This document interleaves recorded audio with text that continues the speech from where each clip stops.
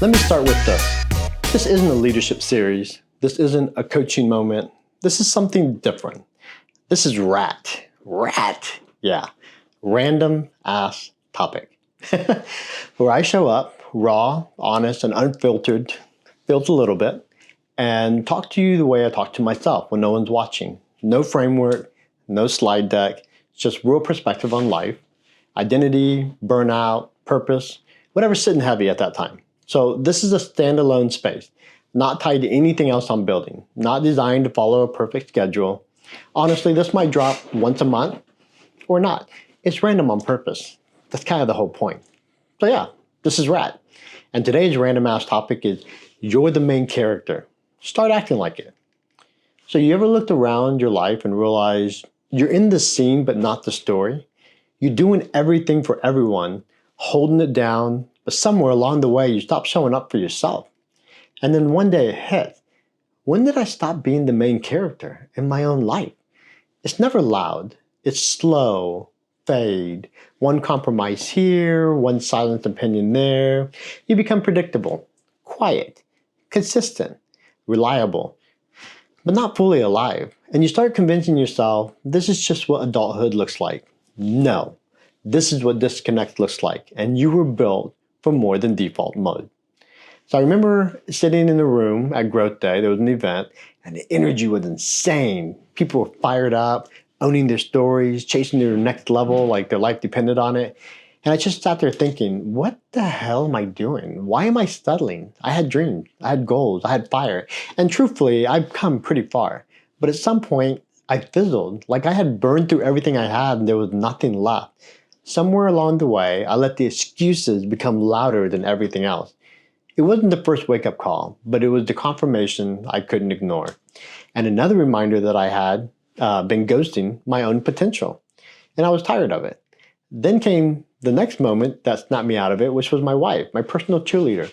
But not the soft, motivational Pinterest quote kind. She's more like the mean girl with the pom-poms, and I say that with love, mostly. If I go missing after this, begin the investigation with her.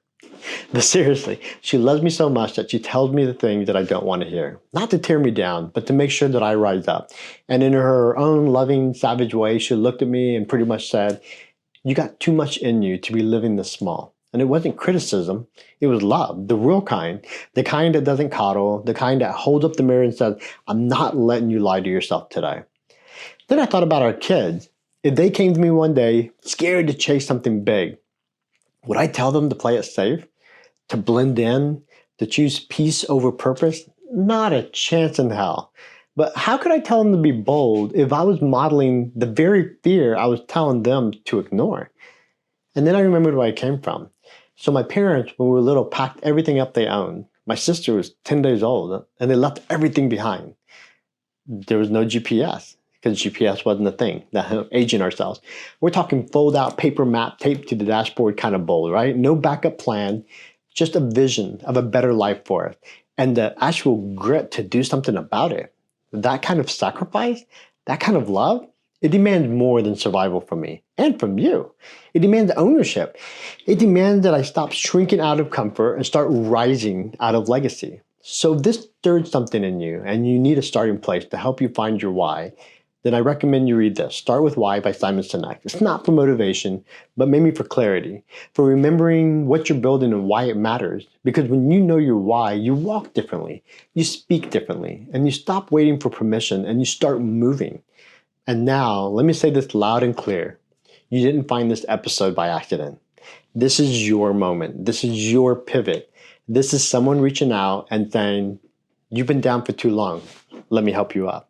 You've been existing, you've been performing, you've been surviving. And maybe you needed that. Maybe that version of you was necessary to get through that season in your life. But now it's time to come back to life. You don't need a plan, you need a pulse. And this is it. You're the main character, start acting like it. This has been a random ass topic. I just love that. See you next time. But next time, show up a little louder and own your space. And I'm going to get back to my main character moment.